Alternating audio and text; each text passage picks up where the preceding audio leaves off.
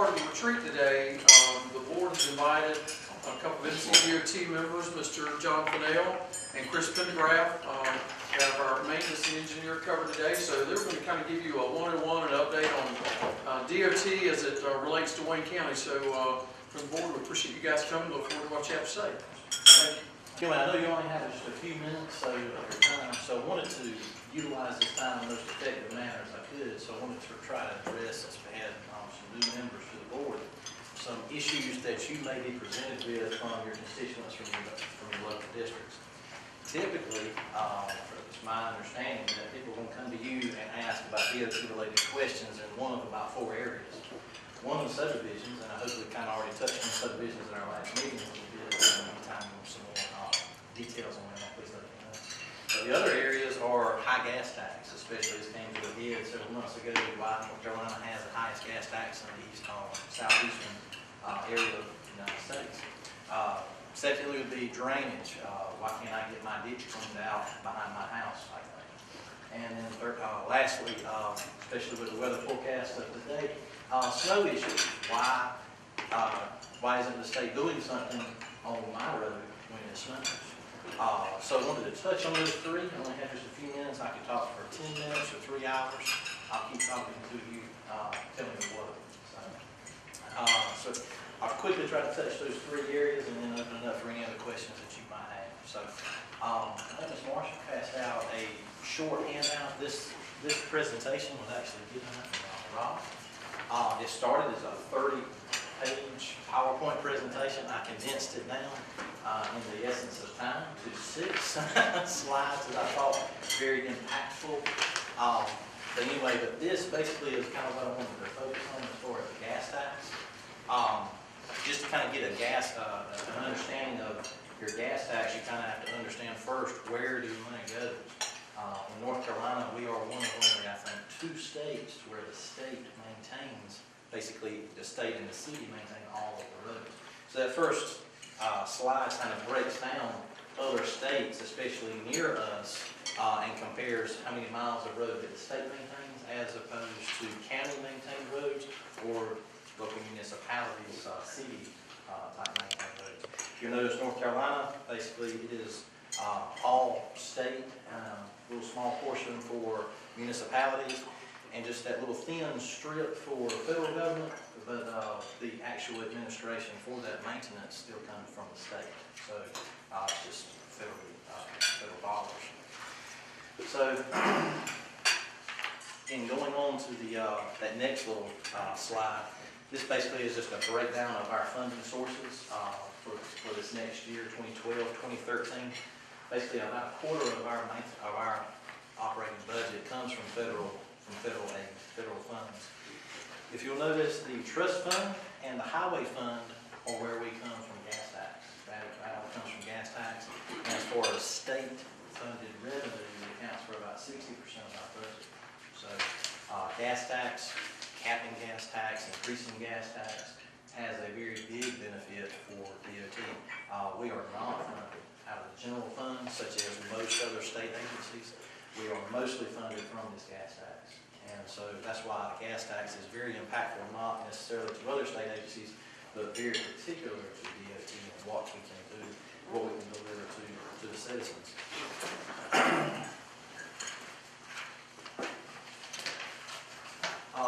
That next slide, the third one, kind of breaks down the large pie chart is the general fund. And I don't know a whole lot about that, so I won't even really touch on that.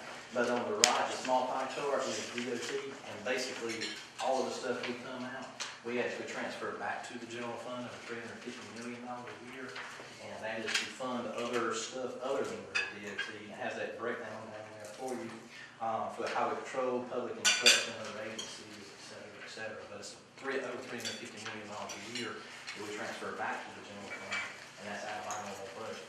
So that next one was a very good breakdown of the dollar, how we use our state revenues.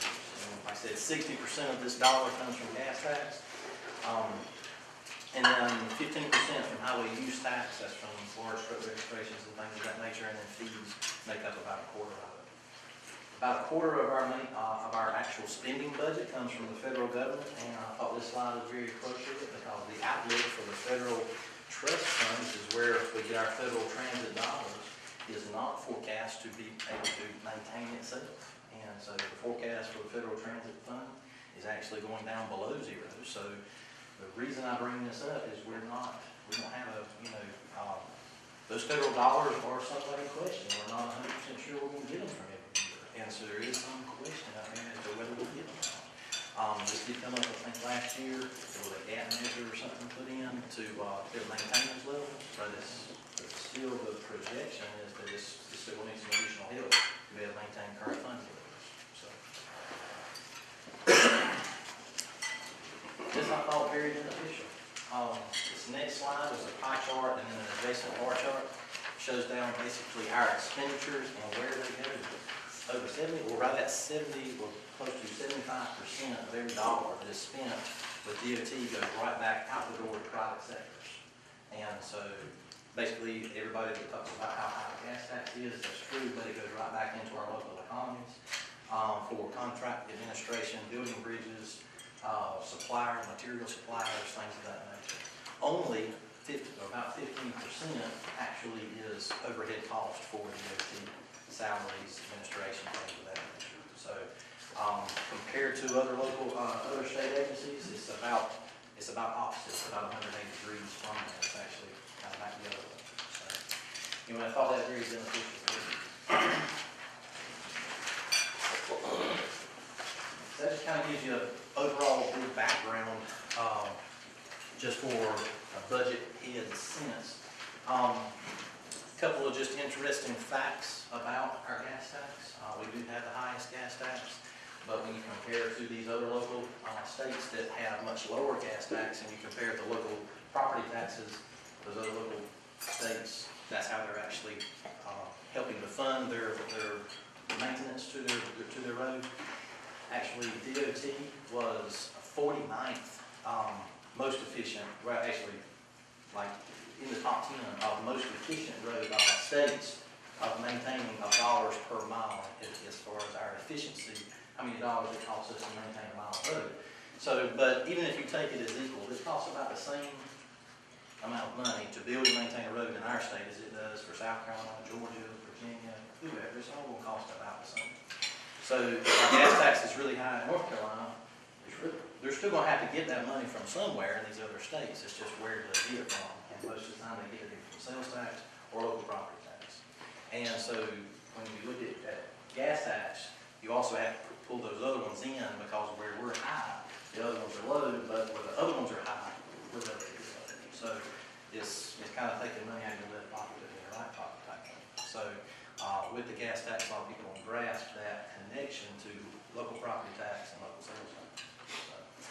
I got a question, Chris. Yes, sir. While we're on the gas tax, Yes, sir. when it comes from Raleigh, that the county should look at maintaining secondary roads. For Raleigh to understand how detrimental it would be in the county, can the state determine how much gas tax is generated in each county? I know there's funding regions, and we're part of Region A, I believe, which actually is the north, all the way to the coast, this funding region. And I've never seen it broken down as to tax dollars generated by the county. I've never seen that. I'm sure it's probably available. I don't know that it goes down, but like what you were,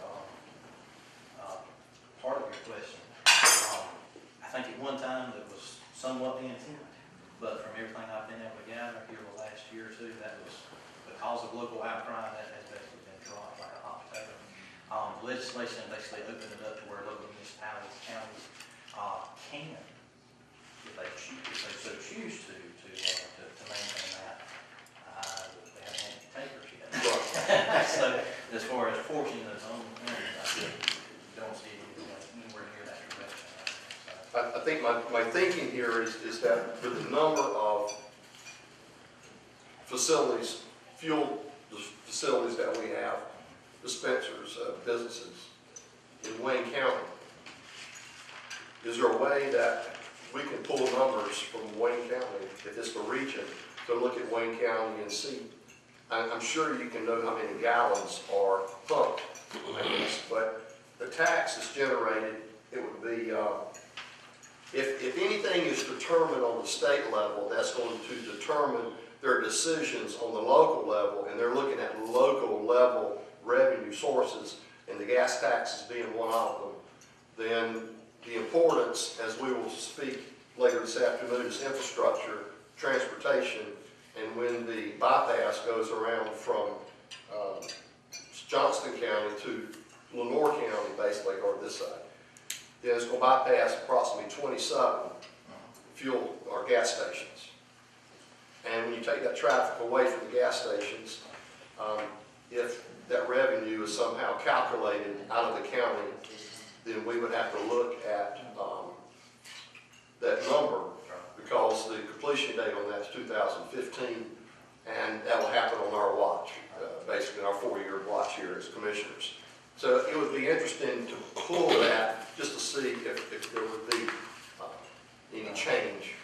I can probably pull the tax dollars generated by county. I don't think that, I'm sure that data is available. Good. But right now, our dollars, where they're generated, are not distributed based on that generation. They're actually distributed based on lots of different things, and it depends on which part of things you're talking about. But basically, a large part of it is by road mileage. And so it doesn't matter where the money comes from necessarily, it's divvied back out according to road mileage. Right. And I think I have seen some comparisons of that, and I think that Wayne County fell right there about equal for what we give as to what we get back. I'm not 100% sure on that. I'll try to get you some information based on that. Further east of Wayne County, you know, they were actually giving less than they were actually getting back because of that difference of the way. I was thinking in decision making, when they make those decisions at DOT on the state level, right, they would say, well, this county here is generating so much in gas tax, so they can afford it. right. It's that decision making. And if they are, then I would certainly like to know what the difference would be after 15 if they are making decisions based on those numbers. If I remember right, just assuming purely taken care of through property tax, if I remember right, for Wayne County to break even, it was a 6-cent increase on property tax. To take care of secondary road. Just to take care of the second one, yes, sir. But I can get some information on that. I'll give that to you to distribute that. A couple other points about the gas tax. Gas tax was just recently capped, and effectively our gas tax reduced by 1.5 cents. For every 1 cent of gas tax that is reduced or increased, state DOT funding levels varies by $50 million. So 1 cent difference in gas tax impacts the budget by $50 million. So that 1.5 cent gas reduction by that cap effectively took $75 million out of our operating budget. So comparatively speaking, if you look at the average consumer, 1 cent in gas tax affects an average driver. This assumes 15,000 miles per year at an average car of 20 miles per gallon of $7.50 a year. So each cent increases the average driver about $7.50. So just for food for thought, so to speak, when people ask you about gas tax. And so like I said, the big issue about gas tax is we are the highest, but when you pull in issues on the local sales tax and the local property tax, everything even drop back down. So the gas tax actually is a much more direct tax, a much more direct charge for the use of that infrastructure. So, don't know how much time I have. Like I said, I wanted to touch on a couple other issues. Is there any other hot issues that you wanted to hit as far as gas tax or? Not seeing any hands fly up. Next, we get a lot of calls. I got some calls from the previous commissioners about drainage. A lot of your local voters in your districts are going to come to you and ask you about getting their ditch cleaned out behind their house, or their ditch cleaned out through their farm or in front of their house, and things of that nature. Typically, it's after they've already talked to someone with DOT and they got told, no, we can't do that. And so I just wanted to take a brief moment to address that situation with you. General statute for North Carolina addresses stormwater drainage maintenance for it. Actually goes back to the 1940s. Mr. Ford here can probably know much more about that than I. But it goes back to the civil use law, and basically, in a nutshell, is drainage maintenance for any property owner in North Carolina. You're responsible for maintaining the drainage across your own property. DOT is basically just a property owner that maintains from right-of-way to right-of-way, from basically on a secondary road from ditch to ditch. We maintain that section, and we're, for all intents and purposes, just another property owner. So we have to accept the drainage that naturally flows to us. We maintain it across our property, and we discharge it to the point where it has naturally, historically gone to. We're only responsible for that section within the right-of-way. So a lot of people want us to maintain ditches outside of our right-of-way. That entails lots of environmental regulations. We, as DOT, are not immune to environmental regulations, permitting, and violations. So, like I said, we have to play by the very same rules as to when it comes to environmental and cleaner EPA type regulations. So, a lot of times, even if we want to, sometimes we can't help people out. But in all cases like that, it all has to be back to the actual benefit of the road. So a lot of people ask us to clean the ditch out behind their house, and it really has no impact to the road, and so automatically, if there's no benefit to the road, we just can't do it. We can't spend state taxpayer dollars to only benefit a private person. It has to have some at least benefit to the road itself. So that's just kind of I'll hit the high spots on that. That's a very deep subject. I can talk for a long time on that. But hopefully I get just kind of a general idea on that. Water's not flowing across the road, you're not going to clean out the ditch. Basically, to go outside the right-of-way, we have to justify by one of two cases. Either the road is regularly flooding, and I mean regularly flooding, not a Hurricane Floyd, but regularly flooding, just a normal, good, strong summer rainstorm. If the road's flooding, then we can justify ourselves going outside the right-of-way. Or number two, because of some blockage downstream, the water's backed up, gets up under the roadbed, and then our road structure itself, it starts having lots of potholes and just terrible road structure type issues. That is a justification for us to go outside the right-of-way. Other than that, little water standing in the ditch or your backyard getting flooded is not justification for DOT to have to go out there, because the local property owner has issues. It's not necessarily meant to do any kind of hill. Lots of people will tell us, well, the state dug that ditch when they built Highway 70 or US 117, and most likely they did. However, if time were reversed back to that time, that land may well not have even been usable without that ditch. Most of the time, I have never in my 15 years seen an agreement with DOT where DOT would agree to maintain that ditch for perpetuity. And so generally those agreements are, we will go and we will build this ditch for you, but because it is mutually beneficial to the state, to the road, and to the property owner, we will spend the money to build it, but it's yours to maintain. And typically, so that goes back to the property owner, but normally these property owners in this day and time were not even here or even cognizant of the agreement at the time that the road was built. So most of the time that's not the issue, but typically unless the road has some type of benefit, generally the answer is going to be no. Yes, sir. I've already had that question, that's why I was asking. Okay. Well, But I brought this up then. to follow up on that, I followed up on a situation from my predecessor, JD, back several months ago. And the backyard of a person who lives right next to the road routinely floods. At least that's how they describe it. I mean, you can see how the lawn looks, that it overflows right there. Now, if I hear you right, if that water's not running through under the road, then someone would have to determine if the obstruction was underneath the highway. Yeah. And who would, since, could you all just, is it within your range just to go out and look at that to make sure that it's not you all? Because if it's not the property owner, then it may be the town of Mount Auburn. And so we try to, have very much a customer service mindset when we go and address these situations, even if we know that it's not our responsibility.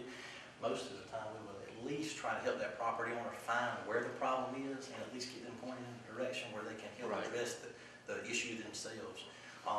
The Soil Conservation Office actually has some methods here locally for Wayne County to help property owners address those situations. But definitely, if the issue is in the roadway, if the obstruction is in the roadway, whether it's hurting the roadway or not, definitely we will maintain that, we will take care of that.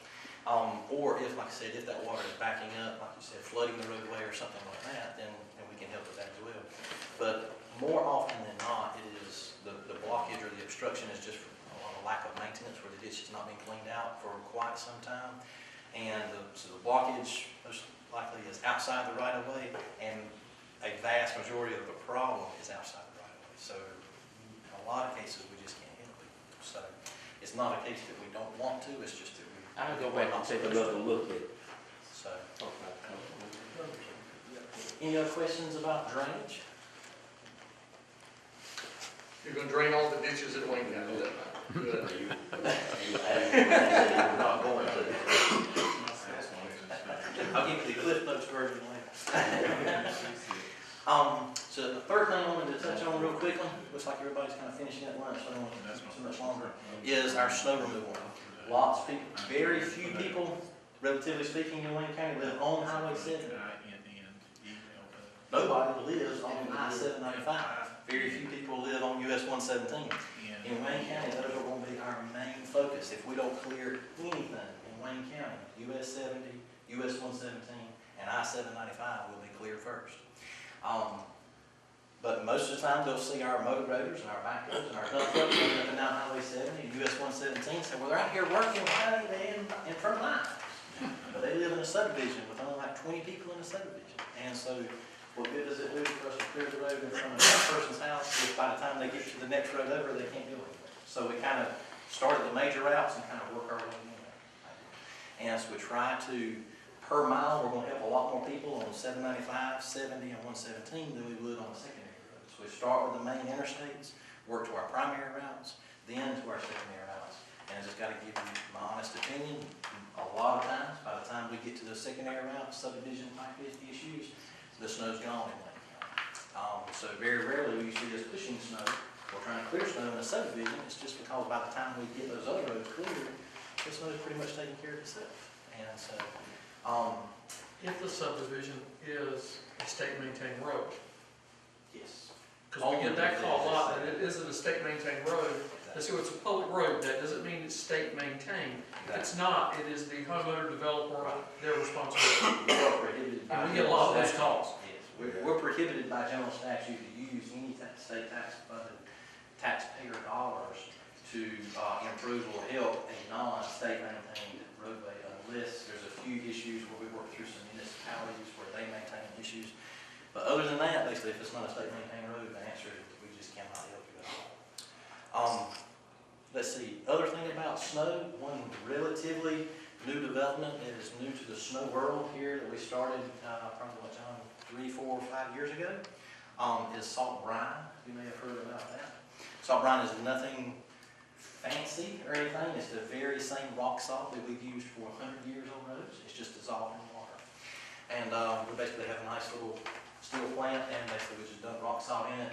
Water shoots in from the bottom, it dissolves. Where it overflows, we mix in a little fresh water. We test that to make sure it's a certain percentage of saltiness to an optimum level, and it's actually supposed to be 23% salt, which is much saltier than ocean water. So please don't even taste this stuff, and it's pretty corrosive as far as saltiness. So it's actually kind of thick. It's so salty. Anyway, but the benefit to that is when we put rock salt on the road, for it to help, just like in ice cream, it has to be wet. Basically, you have to dissolve that rock salt. The rock salt or the salt itself doesn't really do anything. It's once it's melted and it dissolves with water, then it becomes some type of a melting agent. Okay, so it has to have water to be able to work. So when we put straight dry rock salt out there, it's dry and it tends to bounce off the roads and things of that nature. So typically when we start putting that rock salt out until we have about 1 inch of accumulation on the roads. And so people will tell us, well, you're riding up and down the roads with your plow up. You're not even pushing the snow off the road. If we pushed all that snow off the road, then there will be nothing left to hold the rock salt on the road. So what we do a lot of times is we'll actually see us riding and spreading the salt. The plow will be up in the air. Just like I said, we just have all kinds of people telling us that, they make our business a lot better than we do, but we try to explain to them and try to educate them every chance we have an opportunity for.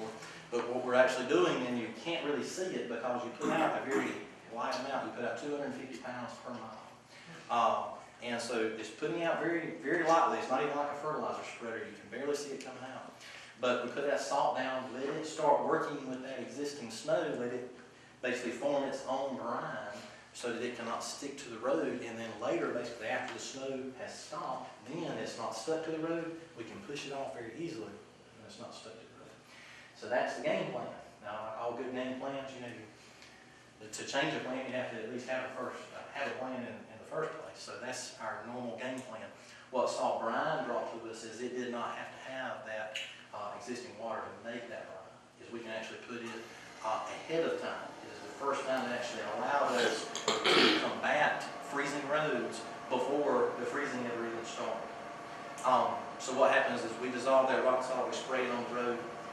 The water actually evaporates, so you're actually left with very fine salt crystals in the road right at the very top of the surface. Studies have shown this salt actually stays on the road surface for up to 72 hours.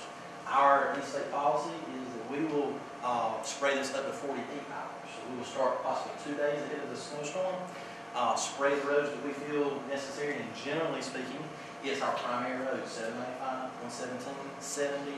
Now, some other major secondaries, such as Wayne Memorial Drive, is a secondary road. However, between the hospital and the interchange of US 70, you might as well call it an interstate, because we're going to make sure we get that section. We know that is for the betterment of the entire Wayne County, really, in this whole region. So we're going to treat that just like we do Highway 7. There's a few other main secondary roads that we get, but by and large, we mainly try to focus on our primary roads. But we'll go and hit those first. Hopefully, once the snow comes, it actually forms that brine with the road salt that's already there. That prevents the snow from sticking to the road. That's what we want to avoid. Once it's stuck to the road, guys, it's harder than times 47 to get that stuff off the road. It's just very, very difficult. It's just shave, and it's just an uphill battle. So what we want to try to prevent is prevent it from sticking to the road. That way, the very next time one of our plows hit it, it shaves it right off right to the bare pavement, and everything's good. That's our goal. That's what we're trying to obtain. And so, with this coming snowstorm, the only problem is that the reason you don't see DOT trucks running up and down the road today spraying that salt brine out trying to prepare for the snowstorm is the rain. Every report that we're getting says it's going to come in as a rain, then slowly change over to snow. Well, when it rains, guess what happens to all those little dissolved salt crystals that we put on the road? It's washed over into the ditch, and it's good. That stuff costs effectively between a nickel and a dime per gallon, and that is produced and in place. It could cost us, I think some early estimates was in the range of about $15,000 just to apply one coat of salt brine to the main roads in Wayne County.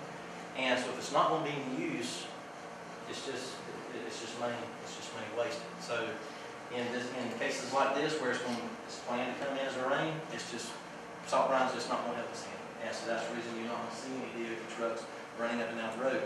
In this case, we're back to like we have been in the past. We're purely reactive. We just got to wait for it to happen and then fight it as best we can.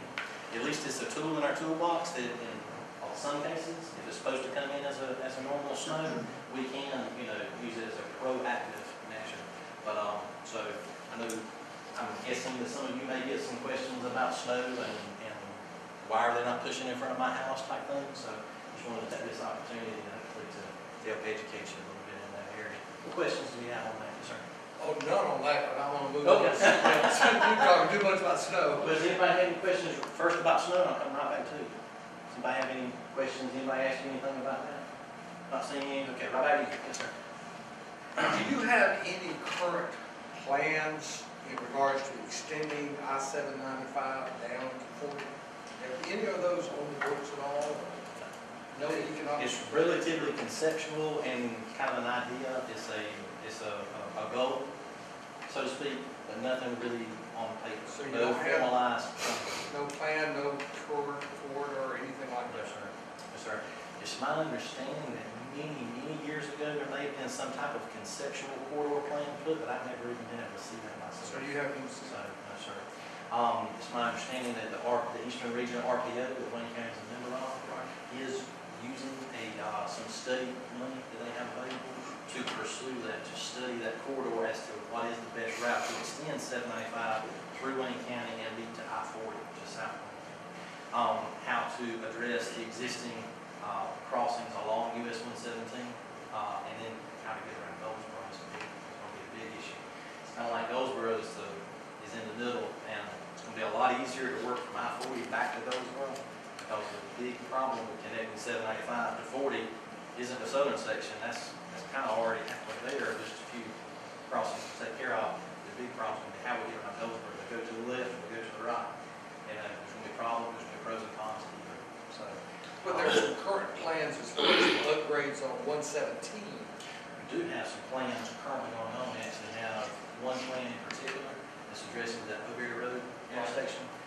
That will be replacing that intersection, that traffic light with an interchange. Exit ramps, overpass, so it'd be very similar to, say, Spence Avenue, US 70.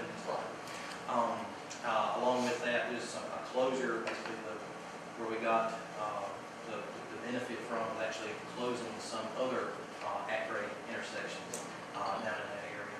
But that is on the books, and that is funded for design only. So they are actually out there, probably in the last month or two, you may have seen some guys surveying there. And so that's what they're doing. They're obtaining some surveys, and some plans will be developed. So as soon as construction money does come available, we're ready to go. So we're pursuing it up to the point where we can let the contractor start building it, but construction money is not in the tank. As far as I know for the 117 corridor, that's probably the only thing on paper really that we have in the works right now. So if I understand exactly what your ask was to Mr. Daugherty, the overpasses south of Goldsboro Yes, for sir. certain roads they are in place. You said O'Berry Road, but you're still talking about the Smith Brothers. I call it the Smith Brothers. Yes, sir. O'Berry Road, that's Yes, sir. Smith Brothers. So that's going to be a fully functioning cloverleaf type. Yes, sir. Be- It would be more of a diamond type, not necessarily a clover leaf, But but a diamond right type near- interchange. It would be similar to, like I said, 795 at the Pikeville exit or Fremont exit. This would be very similar to those type designs. So, And then those next roads down there, one going to the golf course. yes, sir. Country Club. Country Club Road. Yes, Country Club Road. Country Club Road, that's actually one that is impacted in that project. Right now, the plan is to, Country Club Road will remain connected to 117, but the median access across there is on out. So the Country Club Road would only be like a right in, right out type access there. Well, if that's the case, then that'll only leave you basically a couple of intersections from there all the way down to the interstate. 2 or 3. Is that correct?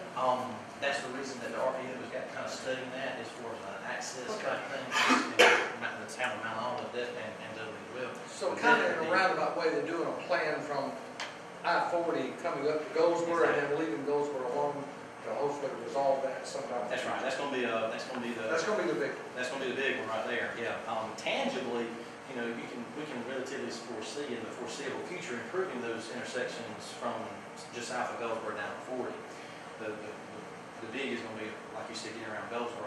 But if you're familiar with the US 70 corridor plan that addressed every intersection from basically I-40 all the way to the port at Moorhead, it went through and addressed every intersection along the corridor and came up with a conceptual plan through many public hearings. It's been constantly revised, and so as funding becomes available for those intersections, we already have that plan. It's already been to public hearing. They've already gotten public input on that. All those steps are already taken care of. And so that is why a lot of projects on Highway 70 are progressing as quickly as they are.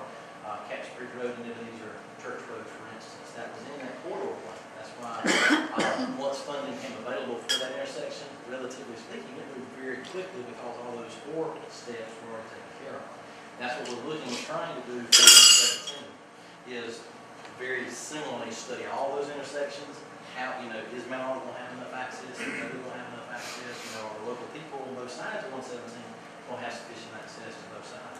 Well, one of my concerns is, of course, with the bypass going in there, how much sales tax how much are we gonna lose by having that bypass going all the way around Wayne County? And I can just see that the opposite of that would be bringing more traffic from I-95 down to Myrtle Beach and down to Wilmington by expanding I-795. You know, we gotta bring it in from somewhere else. Oh, yes, sir.